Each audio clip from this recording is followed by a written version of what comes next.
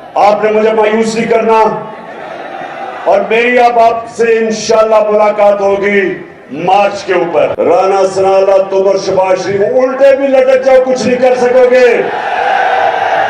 डाकू और इनके हैंडलर सुन लो, ये कौम नहीं तुम्हारी बात सुनने लगी, जो इनके साथ लगेगा। ये फिर से हैंडलर्स को बता रहा हूं कि जितनी मर्जी आप कोशिश कर लें, आप अपने आप को बदनाम करेंगे। कौम नहीं जाने लगी इन डाकुओं के साथ। बिस्मिल्लाहिर्रहमानिर्रहीम, इय्याका नअबुदु व इय्याका नस्तईन।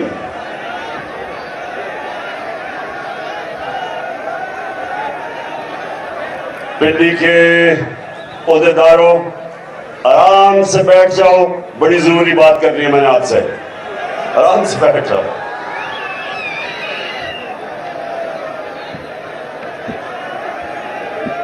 देखिए पिंडी, जो 25 मई को, थोड़ी खामोशी, 25 मई को जो मैं जिस तरह का अवाम का समुंदर पिंडी से आना था वो नहीं आया। जो मैं अपने पिंडी के टाइगरों से उम्मीद लगा के बैठा था, मुझे अफसोस से कहना पड़ता है कि उस तरह मेरी पिंडी की टीम नहीं निकली। और मैं आप उसको वजह बताता हूं, और इसके बाद जब मैं खत्म करूंगा मैंने भी आपसे गोद लेना है। देखें, जलसे में अवाम चल के आती है, जलसे में तंजीम का बड़ा कम काम होता है। अगर अवाम के अंदर आपकी जमात की मकबूलियत हो तो जब जलसे का ऐलान होता है अवाम चल के जाती है। वो और बात है कि इनकी जितनी भी पार्टीज हैं, ये जो मर्जी, ये इनको कीमे के नान खिलाने पड़ते हैं जलसे पे लोगों को बुलाने के लिए। बल्कि उधर सिंध के अंदर तो पैसे देते हैं जलसों पे आने के लिए।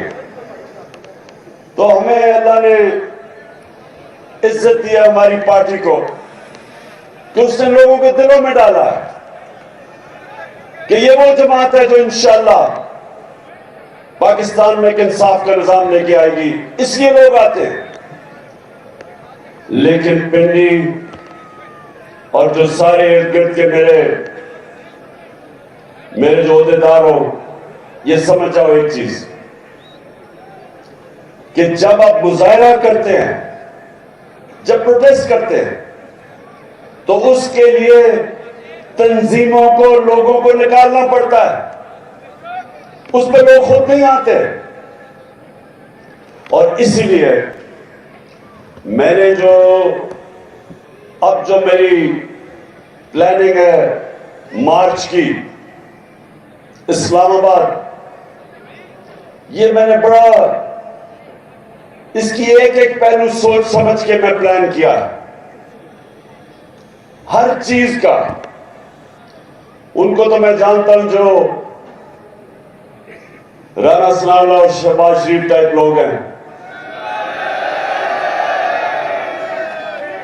इनको तो मैं बड़ी देर से 30-40 साल से जानता हूं। जो बुज़दिल लोग होते हैं, ये याद रखें, मेरी तहरीक इंसाफ के नौजवानों एक चीज याद रखो, जितना बुज़दिल आदमी होता है उतना जालिम होता है।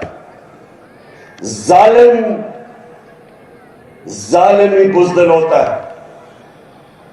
दिलेर लोग जुल्म नहीं करते क्योंकि उनको एतमाद होता है अपने ऊपर।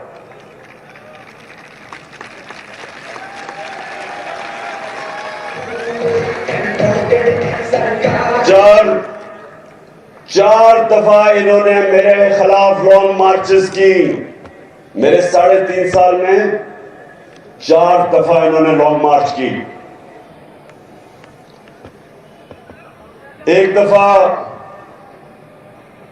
मरियम बीबी ने कोशिश की, वो रास्ते में कि खत्म हो गई जीटी रोड पे, क्योंकि वो इसलिए खत्म होगी कि क्योंकि कीमे के नाम ही खत्म हो गए। दूसरी मार्च काम पे डालने वाली बिलावल ने की, और वो डी चौक में भी पहुंच गया, कोई कंटेनर नहीं रखा उसको रोकने के लिए, किसी के ऊपर एफआईआर नहीं की, और 2 दफा मार्च की डीजल साहब ने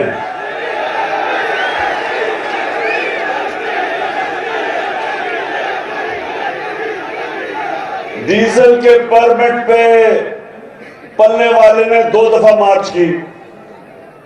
पूछे, पुलिस है या पुलिस पिंडी की भी है, इस्लामाबाद की, पूछे कोई हमने उनको रोकने की कोशिश की? बल्कि मैंने तो डीजल साहब को कहा कि अगर खाने पीने की जरूरत है हम वो पहुंचा देंगे आपके पास, क्योंकि पिंडी हमें किसी से खौफ नहीं, क्योंकि अवाम हमारे साथ है, हमें किसी से डर नहीं है। लेकिन इनको हमारे से डर है। जब भी मैं मार्च का नाम लेता हूं तो काम पे टांगनी शुरू हो जाती है। अब इनको नहीं पता कि मैंने क्या करना है, और मेरी टीम को भी नहीं मैंने बताया मैंने क्या करना है, क्योंकि मुझे मसला यह है कि हमारी हर जगह फोन टैप, टेलीफोन टैप, घर टैप, नौकरों को भी इन्होंने खरीदने की कोशिश की। अभी तो वो ऑडियो टेप निकल रही है कि प्राइम मिनिस्टर के ऑफिस में वो भी टैप हो रहा था।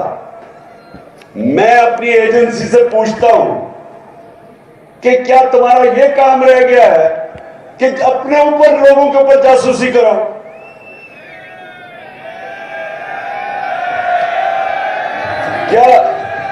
क्या आपका ये काम रह गया है कि जोड़ तोड़ करो कि किसको अब लेके आना और किसको कराना है?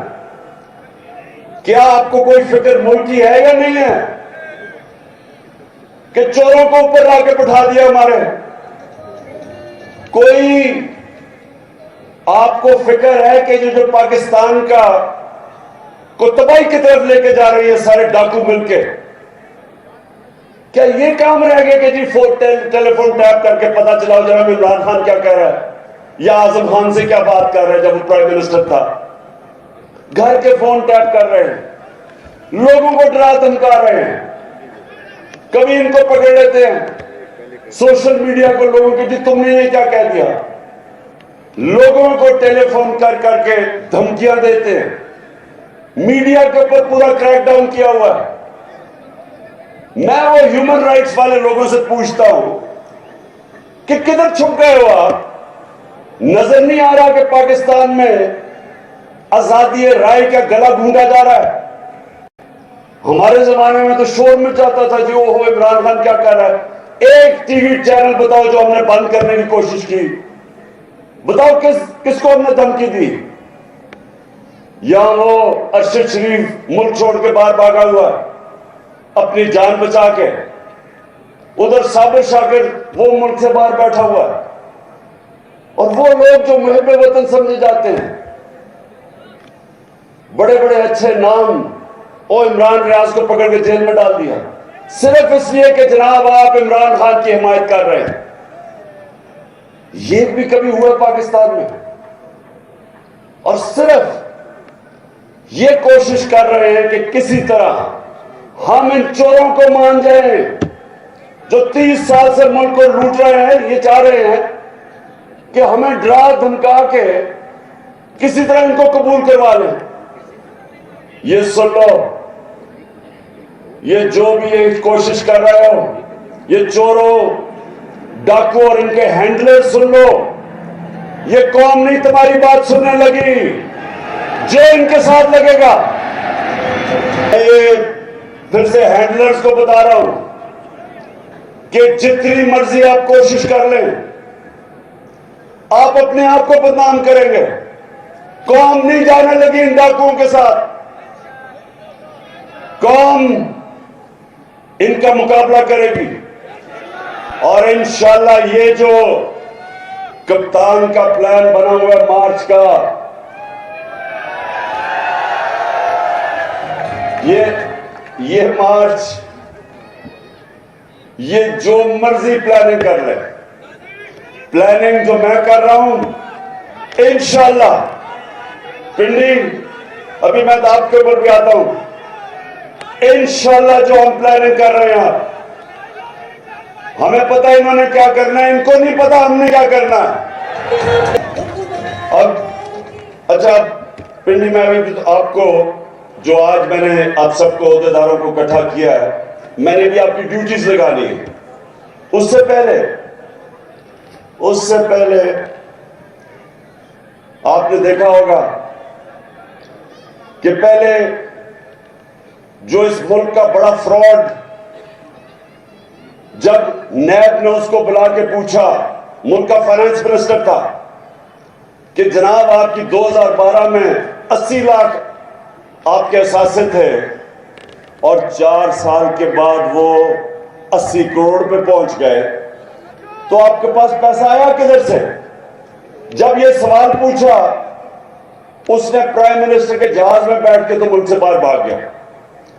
अच्छा, ये कमाल चीज ये है पिंडी, जरा ये सुने में, कमाल चीज ये है कि दार यहां से भागता है तो वो लंदन, उसके बेटे वो लंदन, नवाज शरीफ भागता है वो लंदन, उसके बेटे वो लंदन, शहबाज शरीफ उसके दोनों बेटे लंदन, और अब मरियम ने बड़ी दुख भरी कहानी सुना के तो वो भी लंदन। मुझे जरा ये बताएं पिंडी में, शायद मुझे इस चीज की समझ नहीं आ रही, क्या इनकी कोई बरतानिया की मलिका से कोई रिश्तेदारी तो नहीं? मैं तो समझा था ये ग्वाल मंडी में पैदा हुए हैं, लगता है कि ये लंदन में सारी फैमिली पैदा हुई है। मजेदार बात यह है कि वो जनाब लंदन में बैठ के अभी बाप बेटी ने प्रेस कॉन्फ्रेंस की है कि जी हमारे से बहुत बड़ा जुल्म हो गया, हमें जनाब हमारे पे नाजायज केसेस हो गए, हमारे से जी इंतकामी कार्रवाई ली गई। तो मैं इनसे सवाल पूछता हूं कि इसका मतलब आप समझते हैं कि हमारी अदलिया ने गलत फैसला किया था? और मैं दूसरा सवाल पूछता हूं कि वो कौन सी पावर थी, हम तो इक़्तिदार में भी नहीं थे तब, केसेस तो आपके हुए जब नून लीग पावर में थी, तो किसने आपसे जुल्म किया है? क्या ये आप पाकिस्तान की अदलिया के ऊपर इशारा कर रहे हैं या पाकिस्तानी एस्टेब्लिशमेंट पे कर रहे हैं? हम तो पावर में नहीं थे, तो दोनों बाप बेटी बैठ के रोना धोना कर रहे हैं। एक सवाल का जवाब दे दें आप दोनों कि ये जो अरबों रुपए के 4 महलात है लंदन के अंदर, एक सवाल का ये कौन जवाब मांग रही है 6 साल से, को पैसा किधर से आया है खरीदने के लिए? मान तो गए हैं कि हमारे हैं, तो जब आपके 4 महंगे तरीन लंदन के इलाके में 4 महलात हैं, तो ये आज तक जवाब क्यों नहीं दे सके कि पैसा किधर से आया? मेरे पे उन्होंने केस किया कि इमरान खान का लंदन में फ्लैट था, मुझे अदालत लेके गए, 10 महीने अदालत में जो इन्होंने मेरे से सवाल पूछा मैंने बताया। मैं तो कोई मुल्क का पब्लिक ऑफिस होल्डर नहीं था, ना मैं एमएनए था, ना वजीर था, ना वजीर आजम। तो मेरे से जो सवाल पूछे, मैं तो क्रिकेट खेलता था, सबको पता था। जब मैंने वो फ्लैट खरीदा, मैं तो काउंटी क्रिकेट खेलता था बरतानिया में। उसके बावजूद एक एक जवाब दिया मैंने अदालत में कि किधर से मेरे पास पैसा है, खरीदा कब, बेचा कब, पाकिस्तान पैसा बैंकों के जरिए लेके आया। अगर क्रिकेटर जवाब दे सकता था तो नवाज शरीफ तो मुल्क का 3 दफा प्राइम मिनिस्टर था, ये क्यों नहीं जवाब दे सकता? अच्छा, तो आप वहां बैठ के ओहो बड़ा जुल्म हो गया तुम्हारे से, और कह रही है कि मैं बेकसूर, क्योंकि अदालत में मैं बरी होगी, मैं बेकसूर हूं। बीबी, वो तो अभी जरदारी भी बरी होने वाला है। कानून तो आपने बनाए हैं, इसमें तो किसी ने पकड़ा ही नहीं जाना। इसका मतलब आसिफ जरदारी, जिसको 2 दफा इन्होंने जेल में डाला था नवाज शरीफ ने, तब तो बड़ा करप्ट आदमी था, तो अब वो बरी होगा तो वो बेकसूर हो जाएगा। इसका मतलब गलत जेल में डाला था। बरी होना पाकिस्तान में, सुन लो पिंडी, और इसलिए मैं आपको मार्च की तैयारी क्यों करवा रहा हूं। पिंडी, इस वक्त जो इन्होंने कानून बना दिया, जो पाकिस्तान का ताकतवर डाकू होगा वो बरी हो जाएगा। वो पाकिस्तान के इंसाफ का निजाम में पकड़ा ही नहीं जा सकता। जिसको व्हाइट कॉलर क्राइम कहते हैं, इन्होंने नैब के अंदर वो तब्दीलियां कर दी हैं कि आज मैं ताकतवर हूं, मैं पैसा चोरी करूं पाकिस्तान से, हुंडी वाले से बाहर भिजवा दूं, कोई मुझे नहीं पकड़ सकता। इन्होंने कानून ही ऐसे बना दिए हैं। और कभी किसी मुल्क में नहीं हुआ कि असेंबली में बैठ के कानून बनाए जो उनको ही बचा रहे हैं। हर कानून बचाया कि इसके जो अमेंडमेंट किया नैब में, उसमें किसी में जरदारी बच रहा है, किसी में नवाज शरीफ, किसी में शायद खाकान अब्बासी, किसी में जो बाकी इनके सारे हैं। और कौन फंसेगा? सिर्फ बेचारे गरीब लोग पाकिस्तान में जेलों में जाएंगे। अब ये इन्होंने किया, और ये जो निजाम है, समझ जाओ कि अगर ये चल गया, इस मुल्क का कोई मुस्तकबिल नहीं है, आपके बच्चों का कोई मुस्तकबिल नहीं है इस निजाम में। क्योंकि मेरे नबी सल्लल्लाहु अलैहि वसल्लम ने बहुत पहले, 1500 साल पहले कह दिया था कि जो कौमें छोटे चोरों को जेल में डालती हैं और बड़े डाकुओं को नहीं पकड़ती, वो तबाह हो जाती हैं। ये मेरे नबी ने 1500 साल पहले कहा था कि जो कौमें कानून नहीं कायम कर सकती, इंसाफ नहीं कर सकती, जेल जिस कौम में सिर्फ गरीब लोगों से भरे हों और ताकतवर डाकू सारे लंदन में बैठ के याशियां करें और मुल्क में वापस आए, हुकूमत करें, लूटे और फिर बार बार जाएं, उस मुल्क का कोई मुस्तकबिल नहीं है। इसलिए मैं अपनी सारी कौम को तैयार कर रहा हूं कि ये जो अब हम मार्च करेंगे, ये इंशाल्लाह पाकिस्तान की तारीख की सबसे बड़ी, पाकिस्तान की तारीख की प्रोटेस्ट मार्च होने वाली है। ये हम अपने आईन और कानून के बीच में रहेंगे। हमारा हक है पुरअमन एहतजाज, पुरअमन एहतजाज होगा, और इंशाल्लाह ये जो इस बारी हम इस्लामाबाद की तरफ आएंगे, राना सनाला, तुम और शहबाज शरीफ उल्टे भी लटक जाओ, कुछ नहीं कर सकोगे।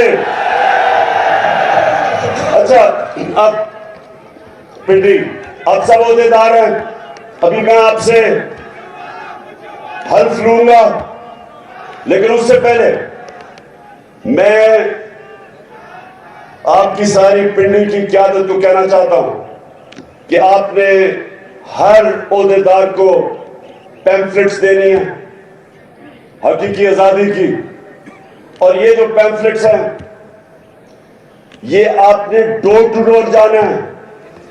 आप सबने मेरे से वादा करना है कि आपने हर यूनियन काउंसिल में एक घर नहीं जो आपने नहीं छोड़ना, घरों में जाके आपने पैम्फलेट बांधनी है और आपने वहां लोगों को बताना है कि ये हम अपने मुल्क के मुस्तकबिल की पॉलिटिक्स नहीं कर रहे हैं, जहाद कर रहे हैं, मुल्क को आजाद करने की जहाद कर रहे हैं। तो आपने सबने मेरे से वादा करना है कि अब से लेके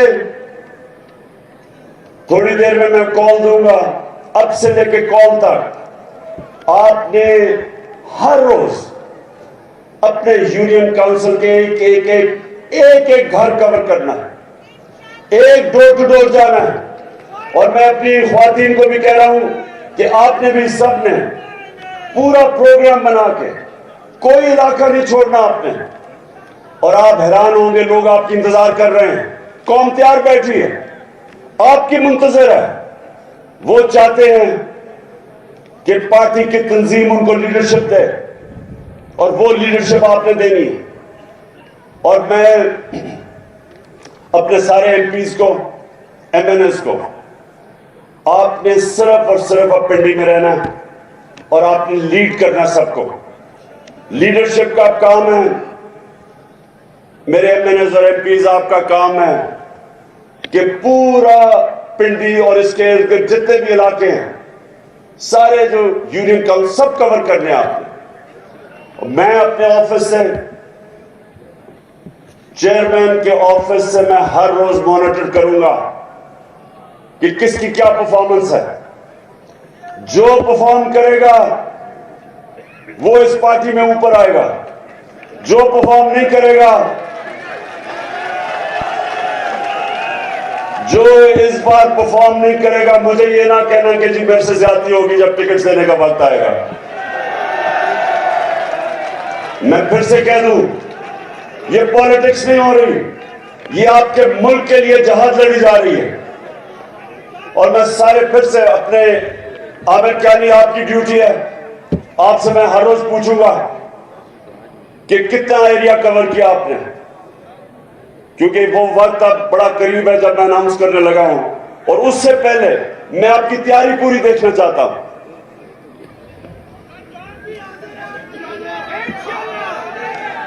अभी तक मुझे इंशाल्लाह आपकी जानों की जरूरत नहीं पड़ेगी, आपकी मेहनत की जरूरत पड़ेगी, सबने मेहनत करनी है। और सिर्फ अब आप मेरे साथ हल्फ ले रहे हैं, जो हम अब जहाज लड़ने जा रहे हैं। शिबली जी सर, हाथ ऊपर। मैं अल्लाह को हाजिर नाजिर जानकर, अल्लाह को हाजिर नाजिर जानकर ये हल्फ उठाता हूँ कि मैं पाकिस्तान के आईन की हमेशा पासदारी करूंगा और ये कि मैं इस हकीकी आज़ादी के लिए अपने लीडर इमरान खान के साथ इस जहाद में उस वक्त तक खड़ा रहूंगा जब तक हकीकी आज़ादी हासिल नहीं कर लेते।